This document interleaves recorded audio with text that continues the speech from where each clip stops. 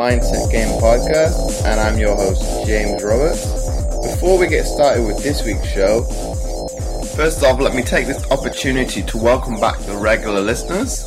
And if this is your first time listening to the show, I hope you enjoy this episode and decide to subscribe to the show. On today's show, I bring you some bonus content from my conversation with John Amaechi. John previously featured on episode 20 of the podcast, so if you happen to miss it, it's definitely worth a listen. I've seen these kids doing these drills, and they work, and they work, and they work. That's who we're fighting against. Well, like you say, with the small communities in the US, it's... how would I put it? It's probably it's a type of a cultural one, isn't it? Because obviously, with these small towns, kind of the high school stars of, be it basketball, American football, and whatever other sport the high school may take, are kind of put on a pedestal-like essence and godlike status to a certain extent, because obviously they don't have these professional teams around, or if they are in bigger cities, because, well, say for example, obviously LeBron James, for an example, with obviously his high school, what's his high school name? But you know which one I'm talking about. Obviously, for the big games, they had to move it away from the high school arena to the which university would it have been? But away to a university campus arena because it's so popular. I'm not disputing that. I'm not saying it's the same level of popularity. It clearly isn't. But what I'm saying is that these kids are working with nobody watching them to give themselves the opportunity for everybody to watch them. Because it's not just the 12 kids who make the varsity team who are working that hard. It's every kid who thinks he's got a shot who's doing that. And you've got to take it away from just being in America, right? So you can go to Cholet, which is a tiny town of 60,000 people, who has, not recently, but in the past, their basketball team has been the number one basketball team in France. I know because I played for it a long time ago. And 60,000 people in that town. 60,000 people. And they have a professional basketball team. And they have a group of kids who go to that gym every single day and shoot and run and jump and pass and do the basics until they are as expert as they can be with expert coaches. So we don't have that in London. Never mind in towns that we have, like Stockport, where I grew up. Would it be a case of obviously coming from the psychological background that you later went on to do after the sport? Mm-hmm.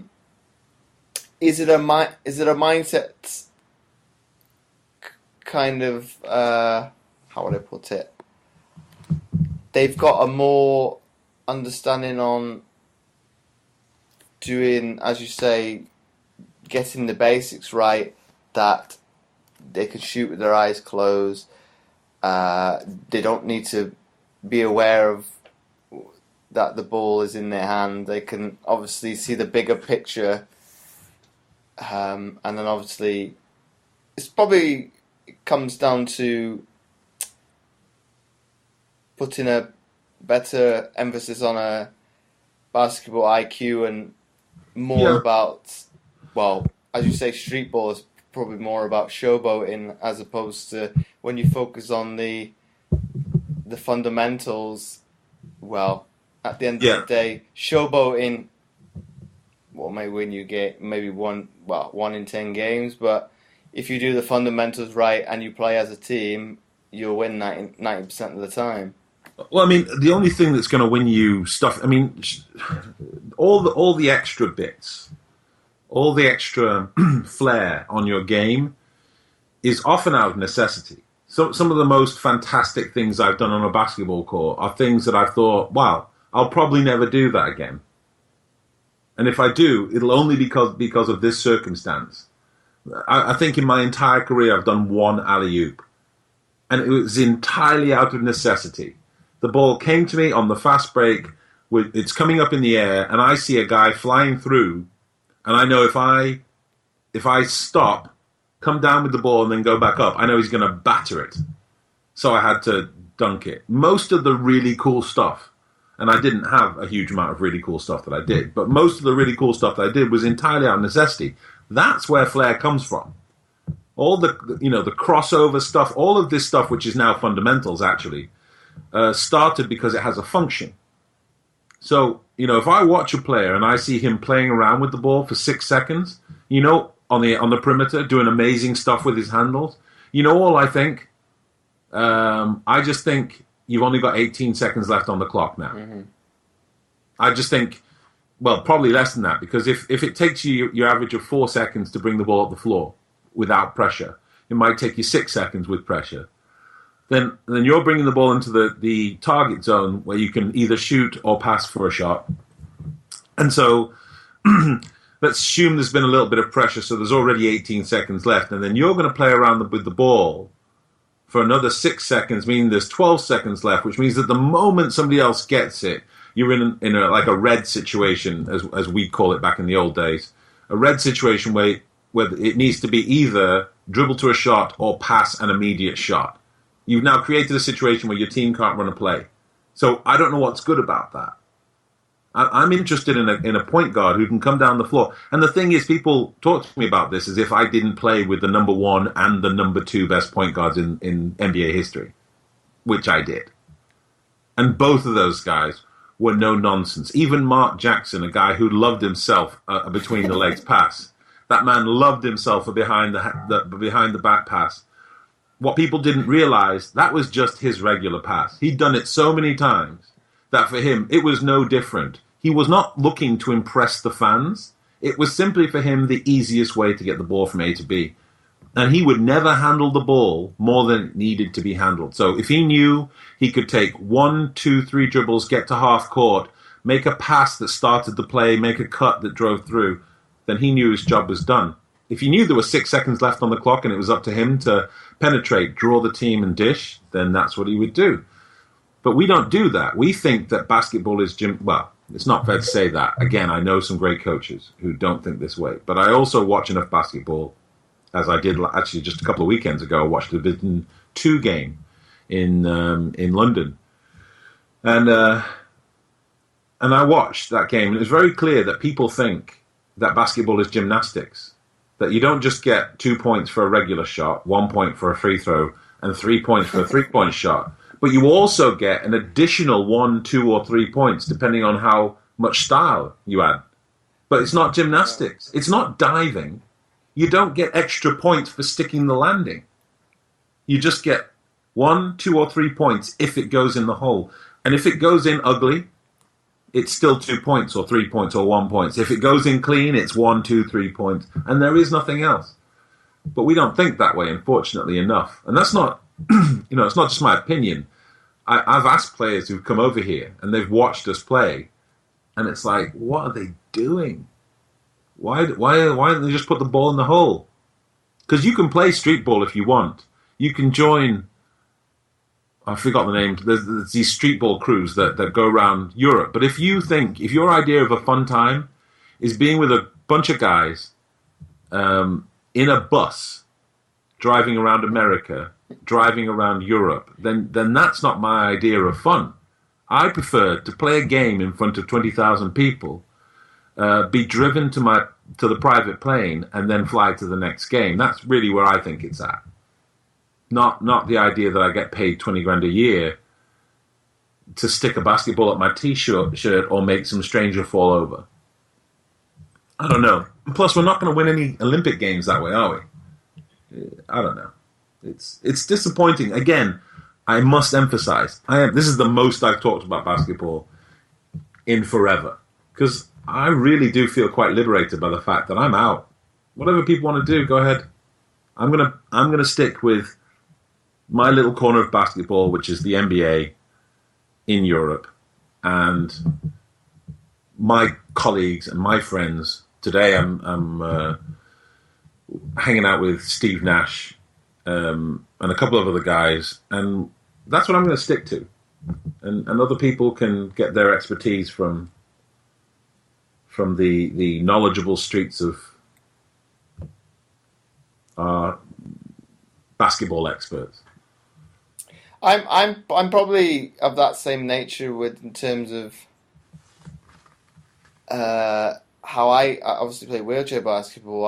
I'm very much, when I have to play the position of point guard, I'm very much a part, and I don't know if it's I feel more comfortable doing that pass and it's something probably, especially the NBA is seeming to go away from it nowadays. Obviously, it's a very much shoot first mentality point guard, whereas I'm quite happy dishing it off.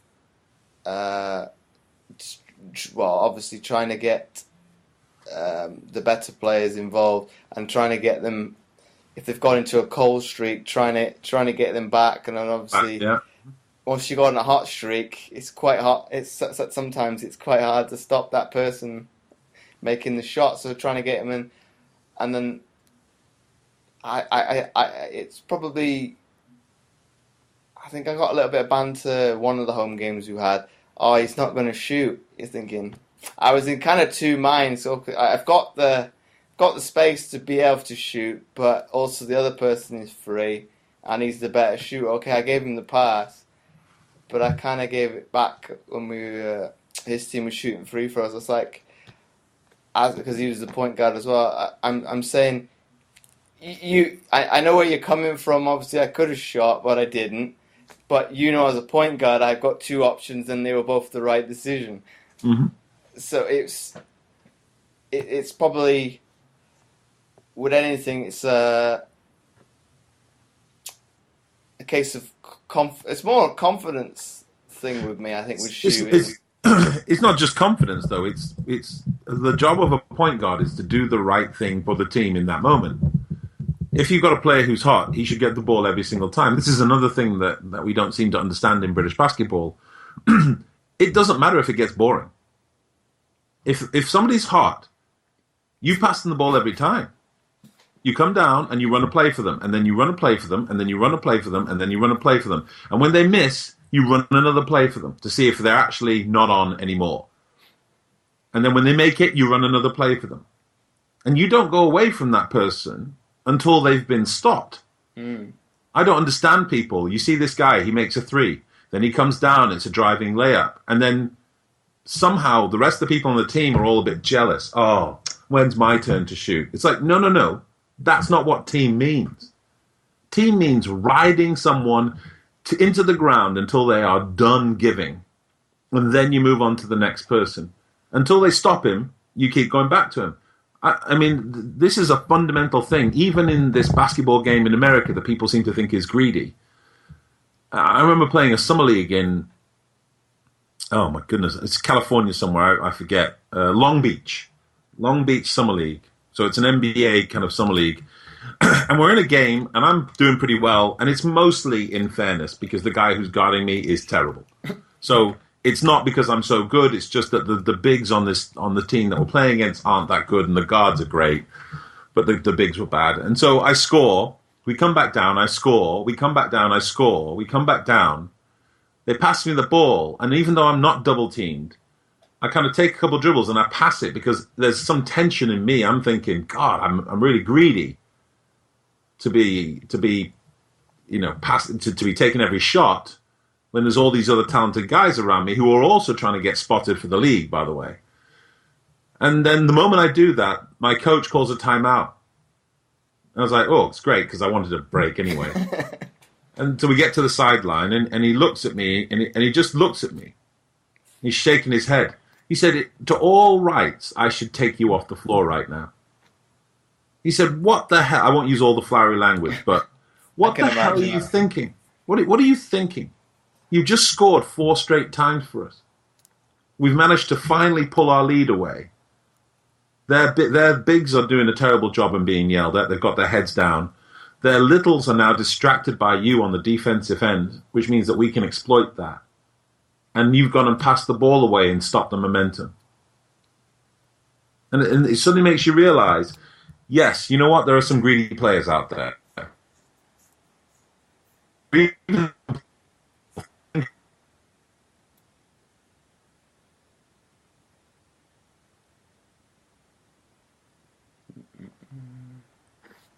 Well, who never seem to be without the ball when they should be. Well, on occasion, I'm sure, but just to stop you there, John. It froze for about 20 seconds. Can you back up 5 seconds? To what? It was the point about being greedy, and as players should probably take more emphasis on. Well, I think it's one of the things that our coach brings up. It's for the defense to make you go to plan B. If plan A is working, you stick with it.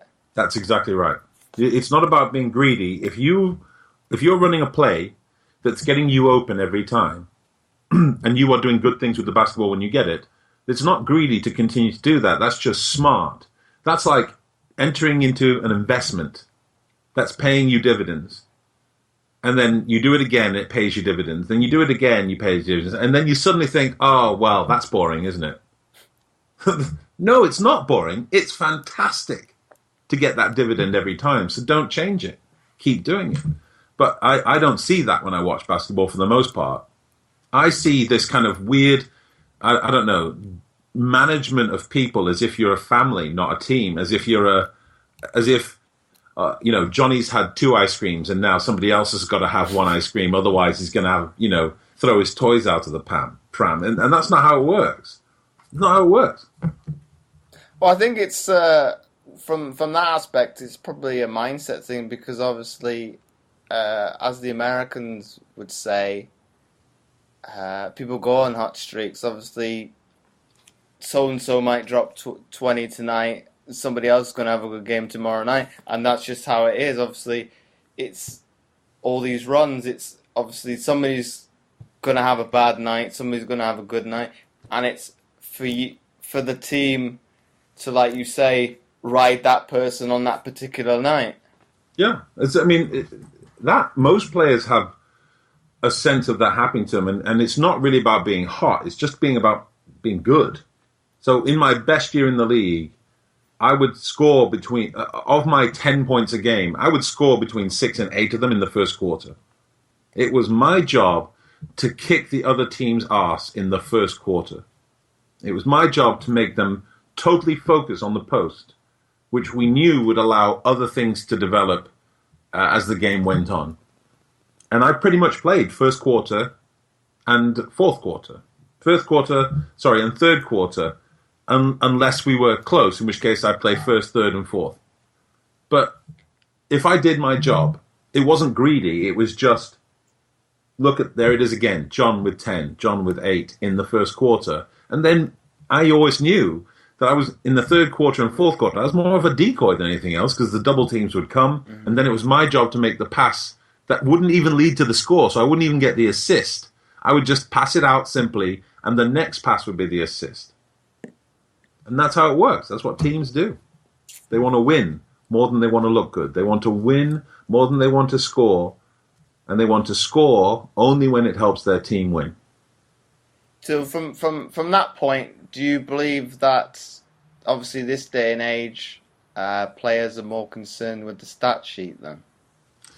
I don't think everywhere, but it is a problem that people equate scoring more points. They equate this new system of player scoring. That thing at the end of your stat line that tells you if you're a plus this or a minus that. They're really focused on that, and I'm not really focused on that because I know that there are times when somebody will take a hit for me, when somebody will do something that nobody will notice, that will never show up on a stat line, that will help me score. We used to run a secondary break play in Orlando where one of my teammates, the 4 or the 5, depending on whether I was playing 4 or 5, would set a down screen for me that would allow me to come up to the top of the key and shoot a jump shot. So the point guard would get the assist if I made the shot. I would get the points if I made the shot. But there's nowhere on the stat sheet, there's nowhere in that scoring methodology where my other big's perfect screen would show up as a positive. But there was nobody on the team who wasn't fully aware that when John's wide open again at the free throw line, that's because Ben did it.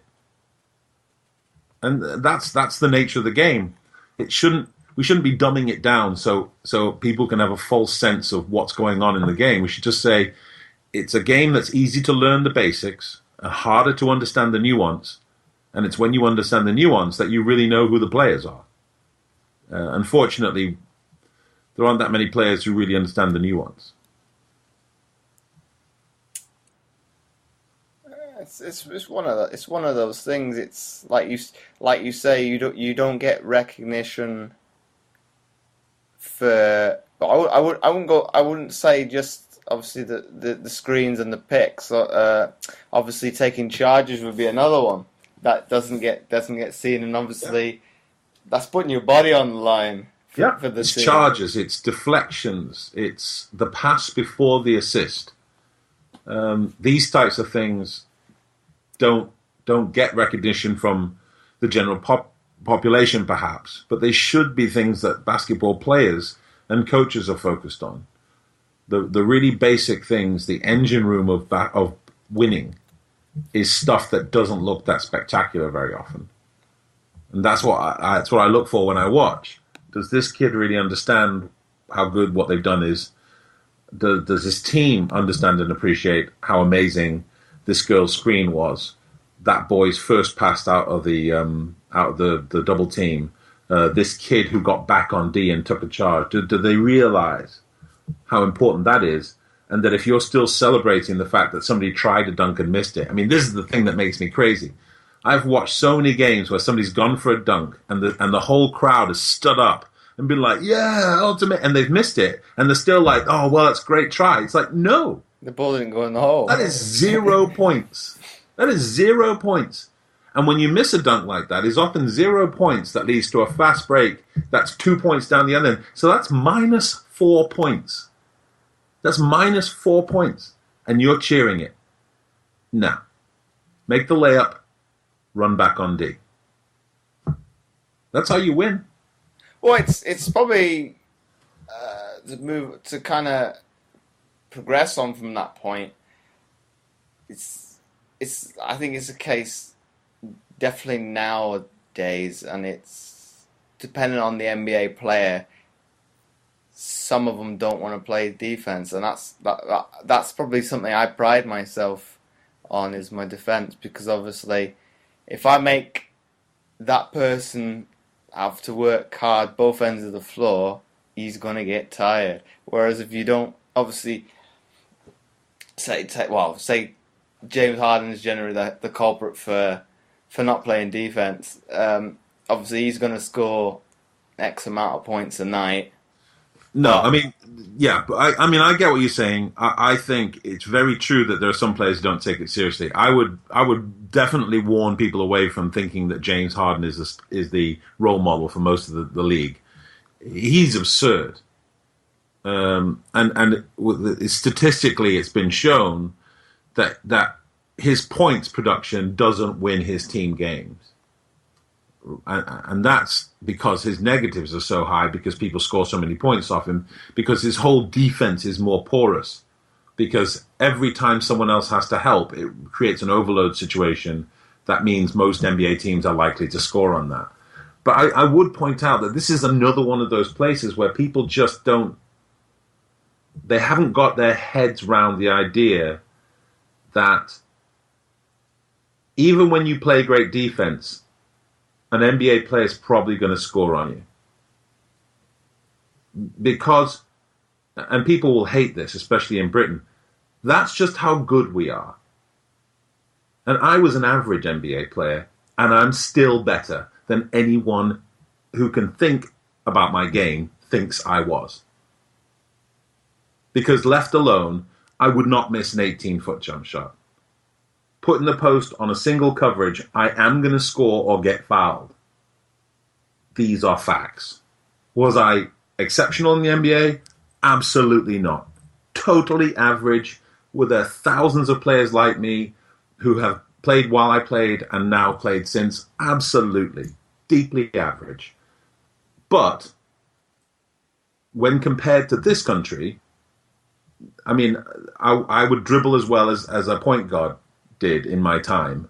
I would shoot as well as a shooting guard in my time.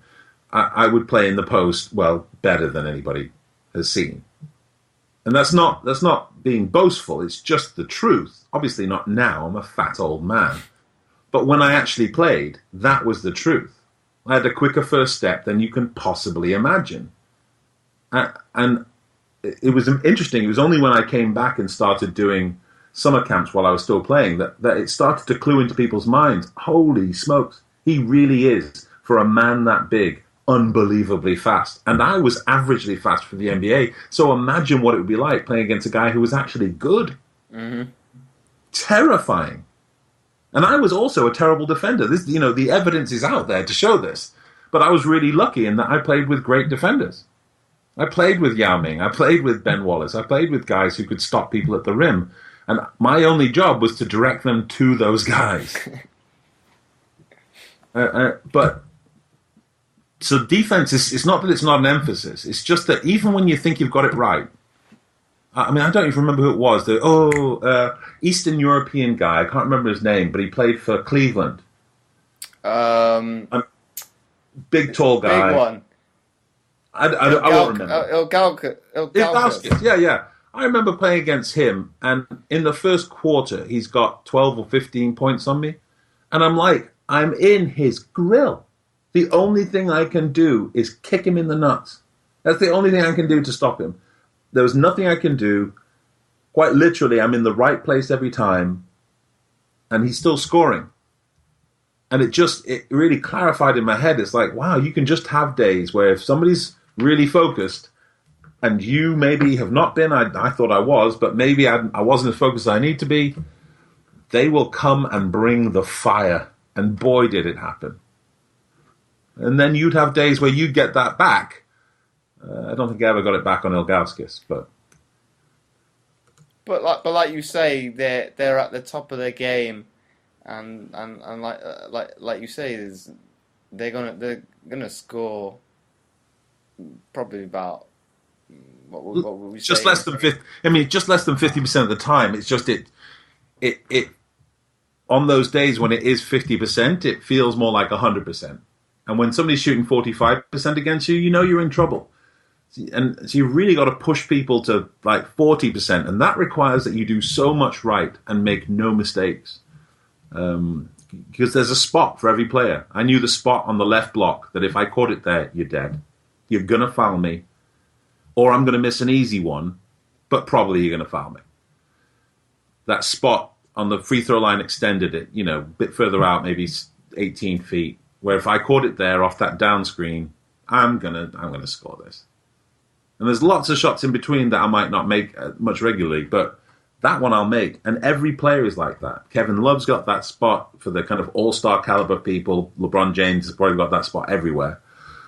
But then even the guys you think are average, or people think are average, they've got their spots too. And if you allow them to shoot it from that place, they're going to kill you tonight.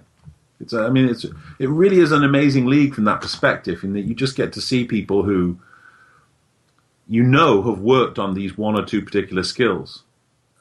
And if you let them do those skills in the places where they're most comfortable, you're going to lose. And then, obviously, I had a question for you, going back to the early days. Mm-hmm. What was your initial catalyst for that initial first picking up the basketball at age 17? I mean, there was nothing kind of magical or amazing, really. It was simply that I was walking down Market Street in Manchester, and some guy asked me if I wanted to play basketball.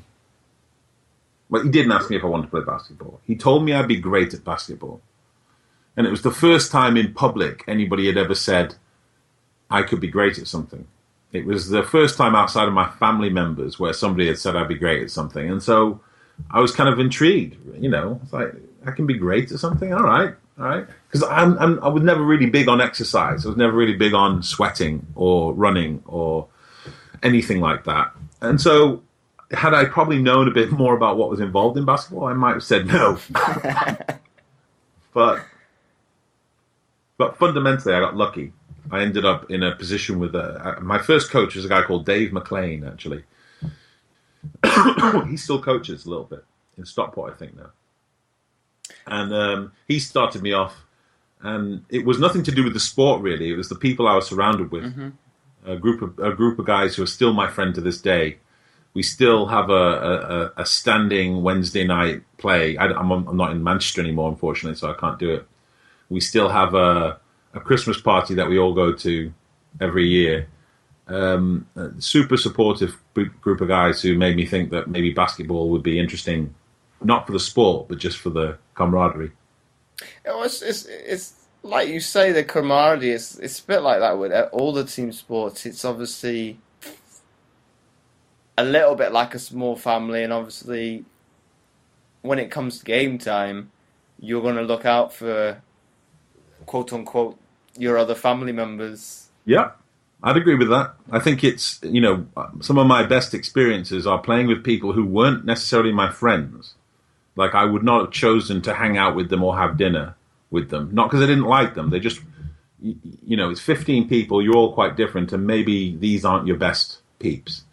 But the moment anybody touches them, it is very much like a family, in that you can have a heated argument with your sister or your brother, but the moment someone else tries to pick on them, that all ends. And immediately it's a united front, and we will kill you. Do not ever touch my family member. I'm allowed to yell at them. I'm allowed to have a go at them, but you can't. And I had some amazing times with teammates who weren't even the kind of people I normally hung out with a great deal.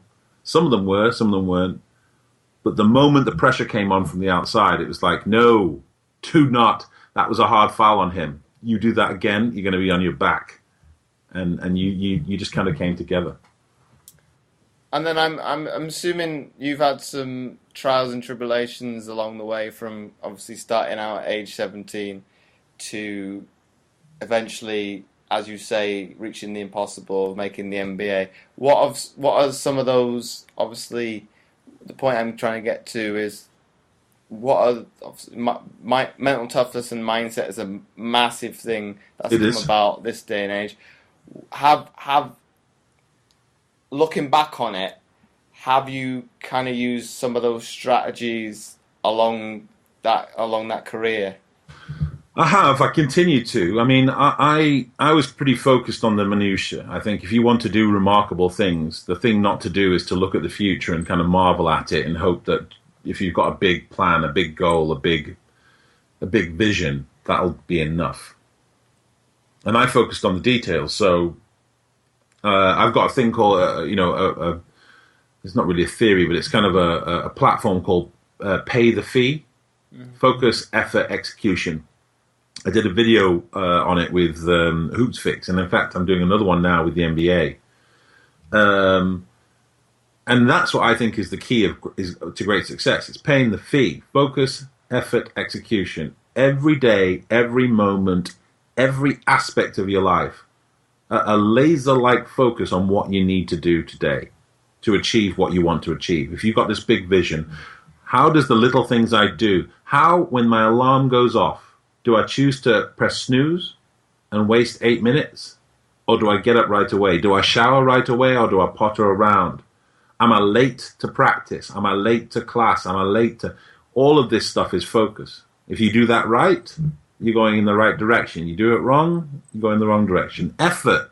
It seems like the most basic thing, but I watch games and I watch why the effort is like a wave. When things are going well, a player's got full of effort, and you'll see their defense after making a shot is awesome. And then they'll miss a shot, and you'll watch as they let a guy just walk right by them.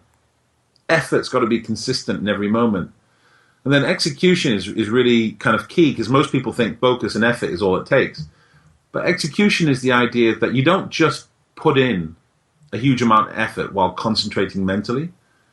you actually have to put effort in and focus in on the right things. So execution is about making sure that you are doing things the right way. So when you're on the floor and you've been told by your coach to stand in a certain spot, are you actually in that spot, or are you just close to that? Because it doesn't matter how much effort you're putting in if you're in the wrong spot. If your foot, like on the charge line, if your foot's on the charge line, then that's a block, even by a millimeter. If you're running a play and your back of your heel touches the sideline, even by a millimeter, you're out. That's -2 points for you, possibly 2 points for the opponent. So execution, doing everything perfectly within to the last fraction of a millimeter. Focus, effort, execution. That's how you win. In basketball, in academics, in work, in life. And then the next question I've got, obviously you've got Amaechi Performance now. How did that come about? Amaechi Performance is my consultancy. We're not big. We're only about 6 people. It's what we always wanted. It's what I always wanted to do, and now I've got a group of people around me who are super keen on trying to do the same things. We're interested in human performance. We're interested in people being the very best they can. We work a lot in workplaces. We do work a little bit with sports and sports people, but we work with security services, intelligence services, education, you name it, to try and make people as great as they possibly can be, using some of the principles I've talked about before and some other psychological techniques. We want people to be the greatest leaders they can possibly be. We want them to be the best members of teams that they can possibly be. We want them to be as well and happy as they can be whilst doing things that are quite difficult, which is what work and life and academics are. They're quite difficult, and sport, quite difficult. So you've got to be able to keep yourself well and happy and kind of not lose your mind whilst you're doing these really difficult things against all this challenge. It's what I always wanted to do, so I studied while I played, and at the end of it, took 6 months off, drank a lot of wine, and then started my company. And then I was obviously reading your website for research purposes before I came on and spoke to you, and came across the methods or approach of sports care, or I don't know how you would term it. Can you explain to both the listeners and viewers what this program consists of? Well, sports care is, it's not one of our flagship programs, I suppose I'd say. It's really detailed and intricate, but the fact is that most people just aren't that interested in being that good. So we've worked with a few football clubs, a couple of foreign Olympic associations, not the British one. And sports care has 2 sides to it. One side of it is the community side, where we try and help people. There's something called sports for development, the idea that you do sports in communities to, reduce obesity, increase school attendance, help with racial tensions in communities, whatever it is. And so there's a science to making that work, and that's what the sports care kind of community aspect does. It helps people understand how to create a program in a specific community that will deliver the outcomes they want. And then Sports Care Elite, that's different. That's the one that works with elite sports people, or elite track sports people. So I've worked with people who are in football academies and in the Premier League and playing other professional sports, who just need a program around them that helps them develop as a person whilst they're developing as an athlete. Because I think we've seen the consequences of what happens when you develop as an athlete, but not as a person. You end up with people who drive their cars at 200 miles an hour into bridges, and you end up with people who throw people through plate glass windows, and you end up with athletes who are drunk the night before a game and fail, doping tests, and. So those 2 programs are aimed to try and 2 different solutions to 2 different problems. Okay. And then it was a question I brought up with a previous podcast guest, Dr. Brett McCabe.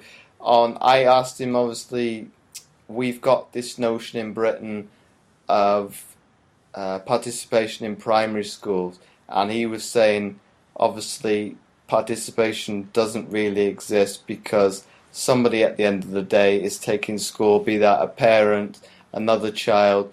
So from what I was took on from that is obviously he was saying it was more coaching and coaches to look at developing players as opposed and say teachers developing people into different roles if they're not very good at the sport, or as the ones that are more competitive, developing in them so they can obviously progress on that pathway further up. And it was just to ask what your take is on that view with the government putting more emphasis on participation within primary schools.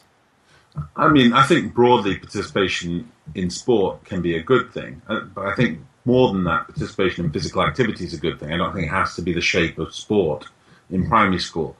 There's loads of stuff you can do with kids in primary school age that has nothing to do with basketball, but builds the preliminary skills of basketball, whether it be just playing catch, whether it be dribbling without any sense of having a hoop to score in, but just dribbling in a way that's creative and fun.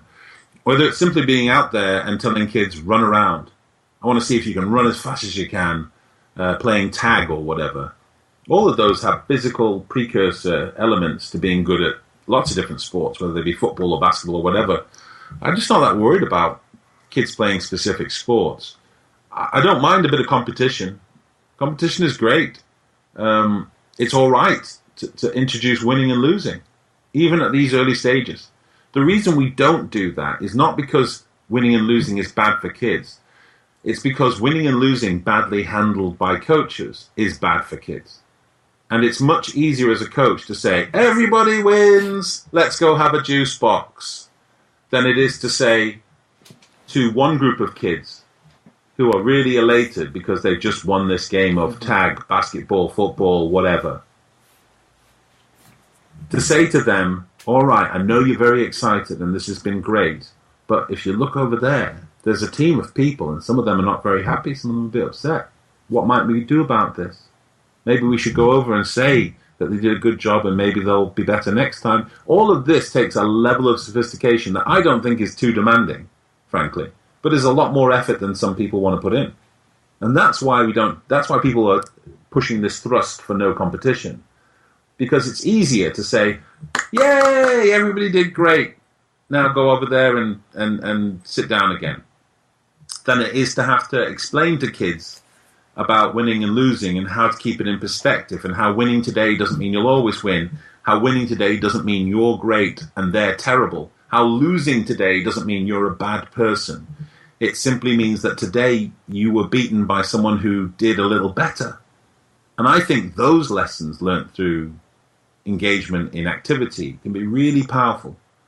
It'll stop our winners from being such jerks, and it would stop our losers from thinking that losing at something is the same as being a loser.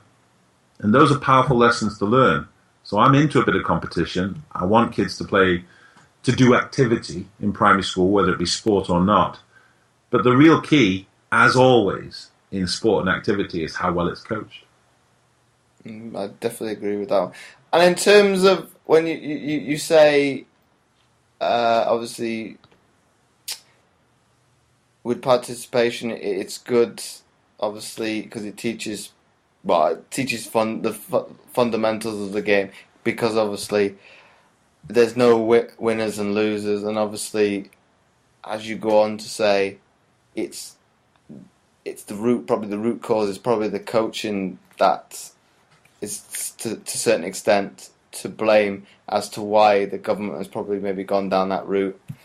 And to kind of go on my point would be I'd have to come back to that, but it'll come back to you. It'll come back to me. And obviously the next question I've got is, obviously there's this misconception between coaching and mentoring. What is the difference? fundamentally, coaching is more directed than mentoring. Coaching requires that it should require that the people being coached, either the young people or the coachees, should bring something to the table in terms of self-directed learning. They should be able to indicate what they're interested in, what they're not interested in. They should be able to input into their experience, but it's primarily the job of the coach to direct the learning, to create the syllabus, to create the lesson plans, and to deliver them with a great deal of authority. Not all the authority, but a great deal of authority. Mentoring is the opposite. Mentoring is that the mentor is a knowledgeable, informed, interested, engaged party. But the real onus and emphasis is on the coachee, is on the individual who wants support to come to that person and to say to them, these are the kind of things I've been thinking about. Can you tell me your reflections on how I might improve this or stop doing this or work on this? So the learning is almost, it's not entirely, but it's almost like it's flipped from coaching. Whereas if coaching is 75% is the onus of the coach to deliver a learning syllabus, in mentoring, 75% of the onus is on the mentee delivering the coaching syllabus. And the responsibility of the mentor is to simply be a wise backboard. So when you throw your ideas at it, it bounces them off in a way that's useful, helpful, illuminating. And then obviously on your website you go in to talk about a little bit more about bespoke versus organic coaching. Can you explain that briefly, what you mean by that? Yeah, well, I mean, for my purposes, people need to know probably that I don't do any coaching of sport, except for in the summertime, with some camps. So when I'm talking about coaching, I'm talking about the art of talking to each other to improve your performance in work or in sport sometimes. But it's not about physical practice. It's about mental rehearsal, emotional control, these types of things. So bespoke is the idea that you come and you say, here's my 25%. I need to work on this. This is why I'm hiring you to work on these 10 things. I may come to the table and say, well, I think there's 2 more things that are important to add to this at some stage, but fundamentally, we're working on the things that you want to work on. That's the bespoke part. The organic is the idea that sometimes somebody comes to you and they say, things are just non-optimal. It's just not, my life is not as optimal as it should be. My work isn't, my relationships aren't, my sport isn't, my media whatever it is. These things just aren't where I think they could be. And I want to talk about how I might improve that. And then it's not therapy, but it's almost like it could go anywhere depending on what you need. It's kind of cool, actually. I really enjoyed that type of thing because every day you don't know what you're going to end up talking about. It could be that you start off talking about this problem at work and then you suddenly realize that it's something to do with an experience you had 10 years ago. And it's a really helpful breakthrough. Well, it's definitely a good one with psychology because obviously, mindfulness and mindset. Like you said, you've got this problem you perceive as the cause, but it might be something else in the not distant past or something as a childhood. What was the root cause of the problem you have now? Exactly right. You never know. I mean, sometimes people think too deeply about their past and it being the cause of everything. Sometimes it's just what you're doing right now that's the problem. But I think it's useful sometimes to be able to examine the cause of some of your behaviors. And as you said a few times, mindset is really key because how you think dictates how you act. How you act, that dictates how well you do. And so how well you think, how accurately, purposefully, mindfully you think, in the end dictates how well you do. Okay. So I think we'll wrap the podcast up there, John. So No thanks worries. again for taking the time out of your busy schedule to come on the show. That's a pleasure. So the next question I've got for you, if somebody wanted to get in touch with you in terms of maybe asking a question, what is the best way for them to go about doing that? Probably Twitter. I am prolific on Twitter. And if you're not a total troll, I will probably respond to you. It sometimes takes me a bit of a while because I've got quite a few people who get in touch. So at John Amaechi. If you get to at John Amaechi on Twitter, that is me. Well, coming to me specifically, I was quite surprised you were still up when you answered my tweet. I am almost Donald Trump-like in my ability to tweet at 3 a.m. So once again, thanks again for coming on. It's a pleasure. Thank you. And before I forget, I would really appreciate it if you would be so kind as to leave a short written review, as it helps to get the podcast more notoriety and it would be more visible in future to others, and thus helping more people, which my guests and I are all about. Once again, thanks for listening, and I'll catch you next time for another episode of the Mindset Game Podcast.